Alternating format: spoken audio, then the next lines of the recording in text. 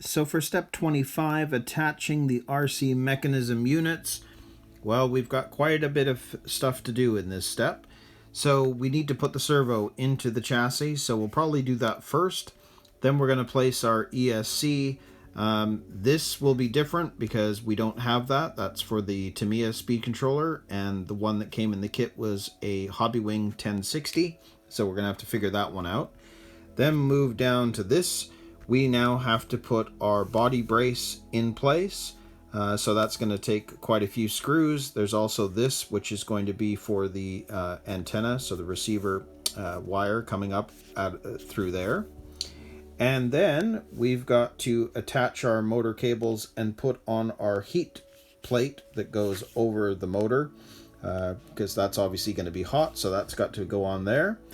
And then, of course, there are all of the screws that are going to be needed for this step. So again, there's quite a lot to do. The only ones I haven't pulled out are the MC7 and the MC8, so the washer and the screws, because they're going to be for the Tamiya speed controller, which we're not going to be using. So there are our parts. We've got the heat motor plate thing, we've got our body brace, we've got our servo, we've got our ESC, and that little piece right there for the antenna. So I'll set this up and we'll put this together.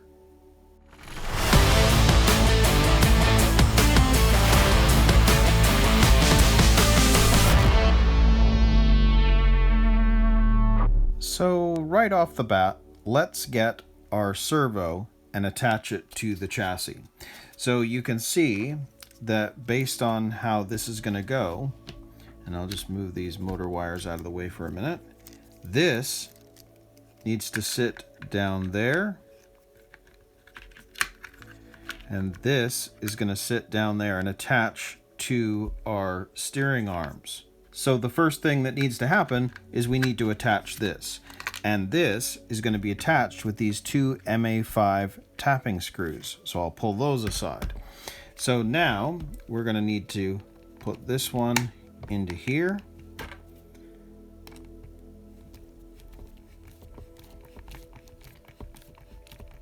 And I won't go all the way yet. Let's make sure that on this side, this is going to fit. Yes.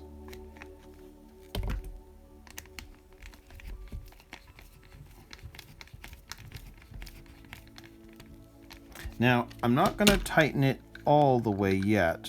I want to make sure that this is going to be okay too. So this has to be pushed together. But I think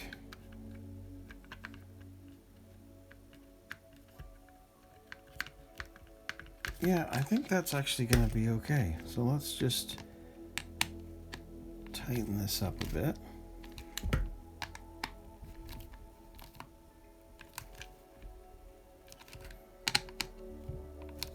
Because that's where we've got that extra adjustment, right? That is down, but you can see that the servo can move a little bit on this side. So depending on what we're going to need, we have a bit of play here.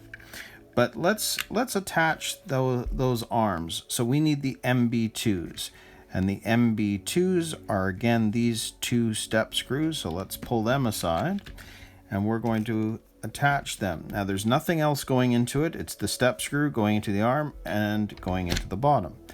So let's do that. We know that that's going to go into there. We know that's going to go into there.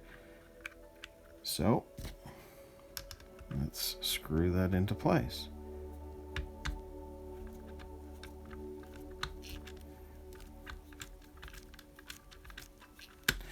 Now I heard the servo move a bit, and that's okay, because we know that it's in neutral. We've connected everything properly, so even if it moves now, we know everything is correct. So once you turn everything on, it will center itself.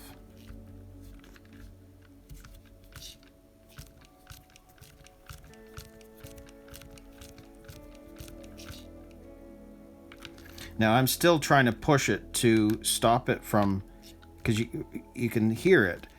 I'm trying to stop it from moving.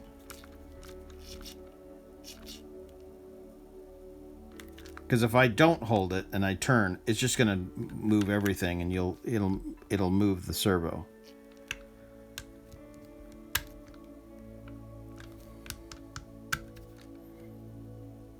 Well, there we go.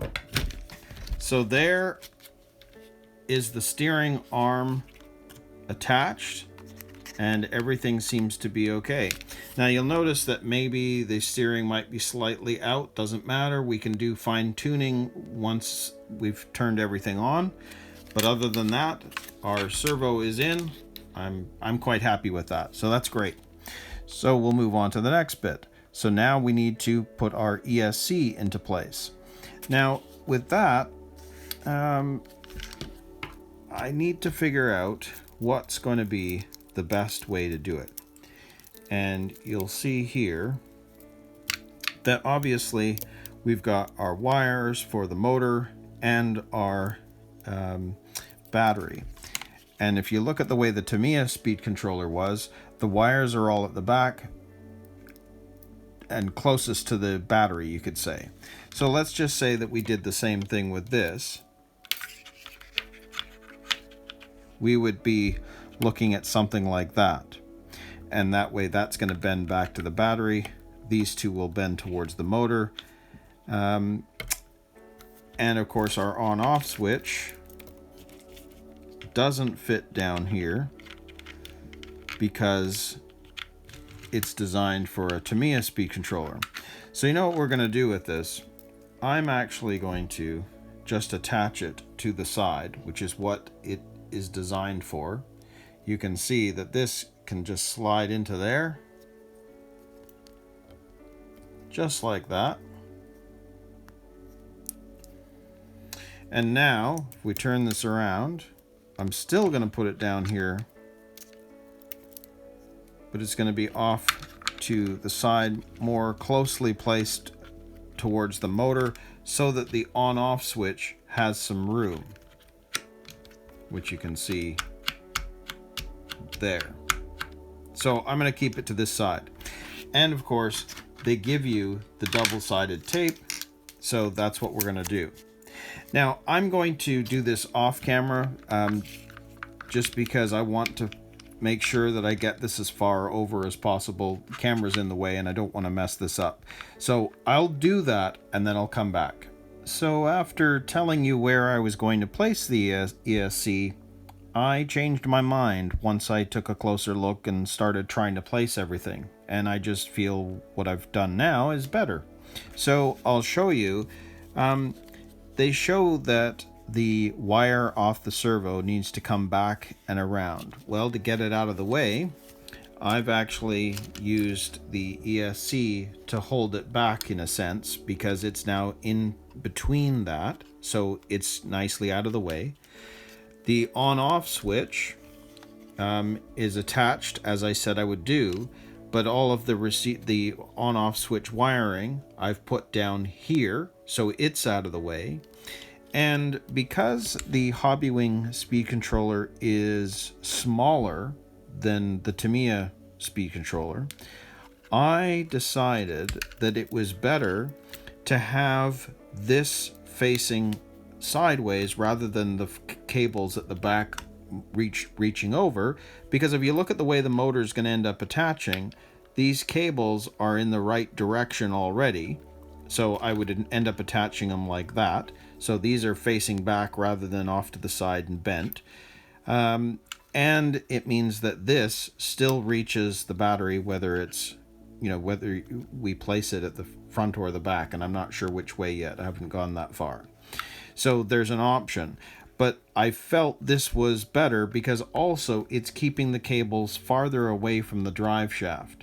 Now we still have the receiver to put on, which is going to happen right here.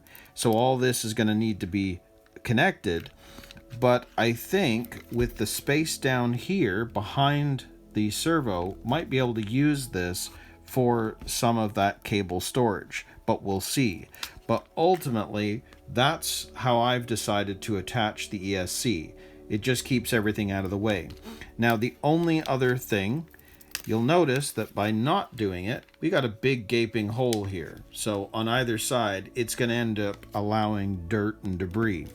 Well, I've already pre-cut this, but I have some foam one-sided tape hanging around.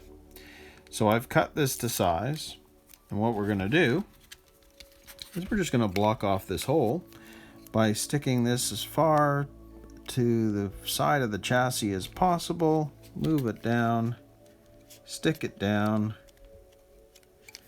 voila, hole is gone. And I mean, obviously on the other side, maybe something will, it's a bit sticky, so we might get a little bit of dirt collection. I can deal with that after, but it means that the hole itself is blocked off from the inside, and we're not having to worry about that. But again, this is going to be for on-road use. This is the Buggyra Fat Fox, so we're going to do on-road racing. So likelihood of that collecting much dirt, rocks, pebbles, etc. is slim to none. So that is how I've decided to put that ESC in place. So what that means is we can move on now to the next part of this step, where we need to put on our receiver and attach our body brace. So if you look at our body brace bit, you can see that this is going to attach. It must be on that side, yes.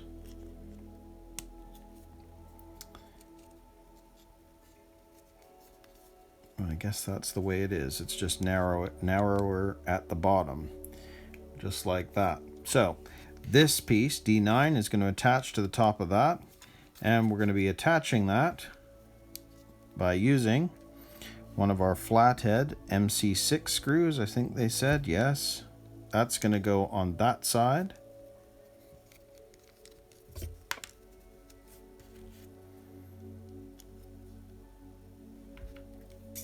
So we'll attach that.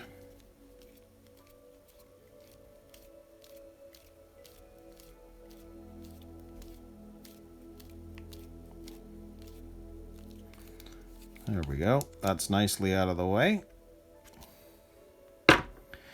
So that piece is now attached. So what we're going to do is let's get back to this. And now we're going to attach our receiver. Now, as you can see, they're showing you using double-sided tape to put it on. Well, as most of you know, I use my radios for multiple kits, so I wanted to be able to figure out an easy installation of the receiver. So rather than double-sided tape, I'm using the Velcro. So I'm going to take this piece off of here, put that on top of there just to match it up. And we're going to put this, I'm going to line this up as best I can, put it near the back. Well, we'll put it right there. So there is our receiver installed. It's just going to sit on top of that servo, and then of course our antenna is going to go through that body mount. So this is where it's going to get interesting, because as you can see, we've got 4 screws at the back, we've got 4 screws at the front, but they're different sizes. So let's take this. We know that this is going to sit here, and you'll see that these 2 here are going over the top of our steering mount posts. So that's going to sit down there. These 2 ends are going to fit on top of this. And you remember this was how this was loose? And the same thing with the back. This was loose. Well, this is going to attach to all of it. And now basically it's going to give us that rigidity of the chassis once this is all attached. It's kind of it really is an interesting design. Now see that I push this further to the back, but notice that it can't because of the antenna piece that pops out. So I may have to just do a bit of an adjustment with this But I think what I'll do is let's just get this attached first. So let's just take a look at this. For the steering mount posts, we're using the MC4 screws. And I'm just going to do a double check on our chart here. Yes. Yes. So because they're very different, because they are definitely getting screwed down, they're not a tapping screw. Let's get those out of the way so that we know that we're not going to accidentally put them in the wrong spot. And I'm not going to tighten it all down yet, but I'm going to tighten it enough that they're not going to pop out.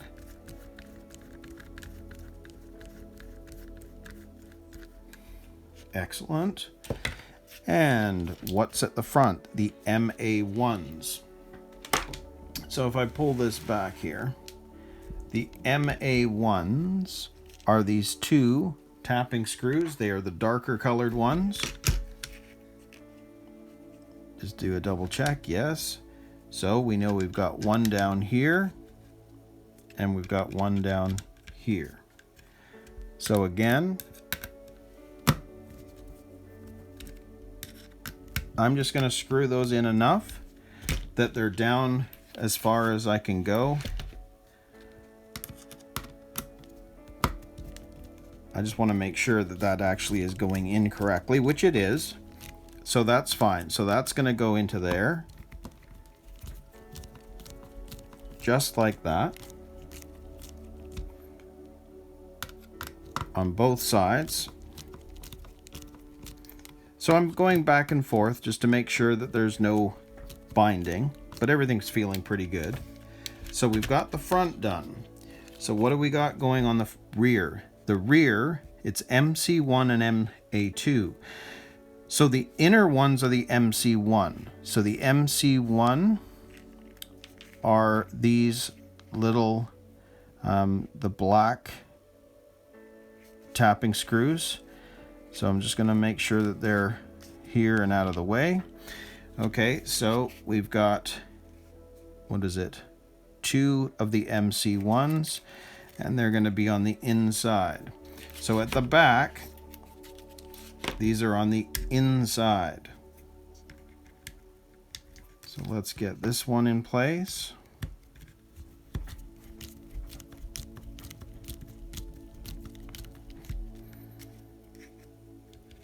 And this one in place.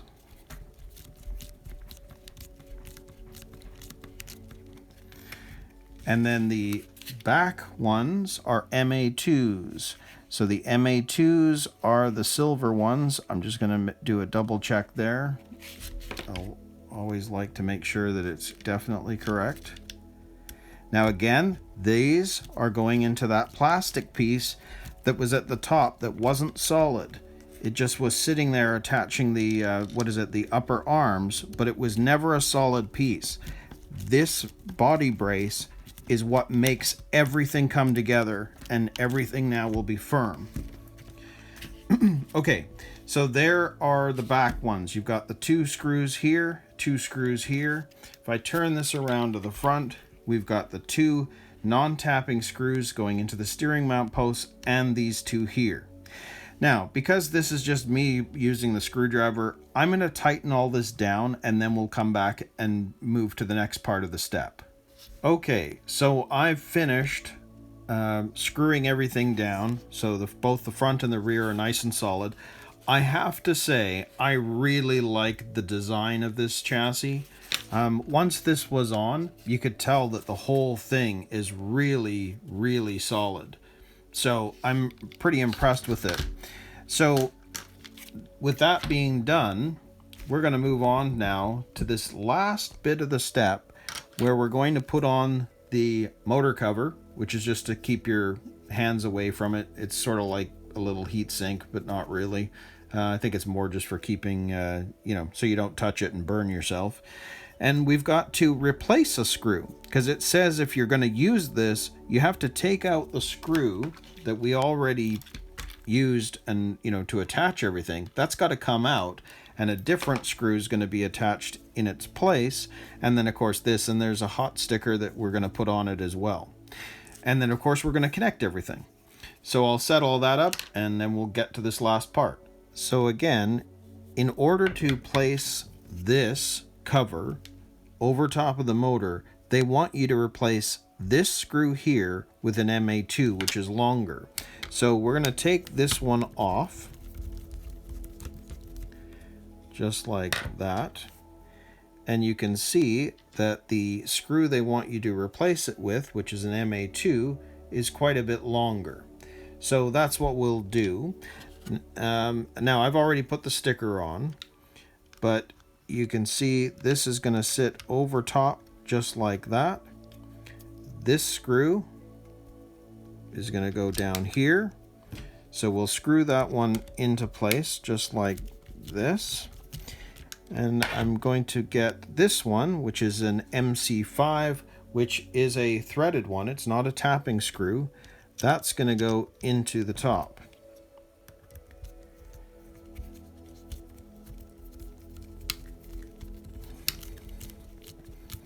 So we'll screw that into place.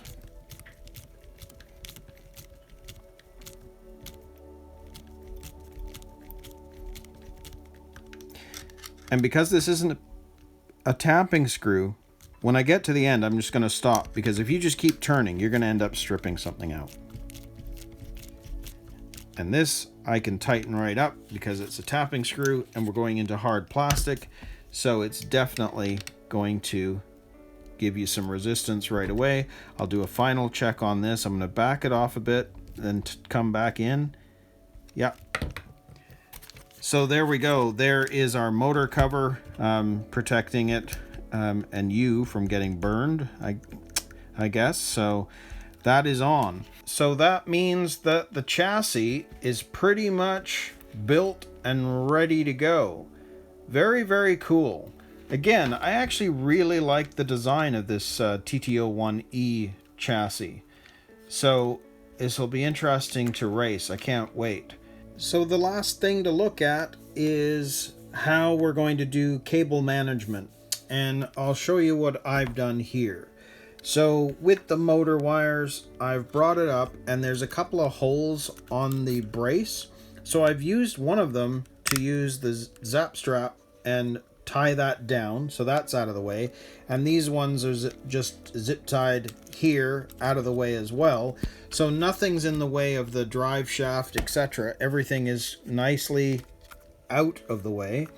And then of course I've put in our antenna through there, but I won't be using this through the top because it's not going to basically, it doesn't matter. I'd prefer not to have the what is it, the aerial thing sticking out of the truck body. So that to me is done. So I think it's pretty clean setup. Everything's out of the way. This is free and clear to move around and connect to the battery. So we're good to go.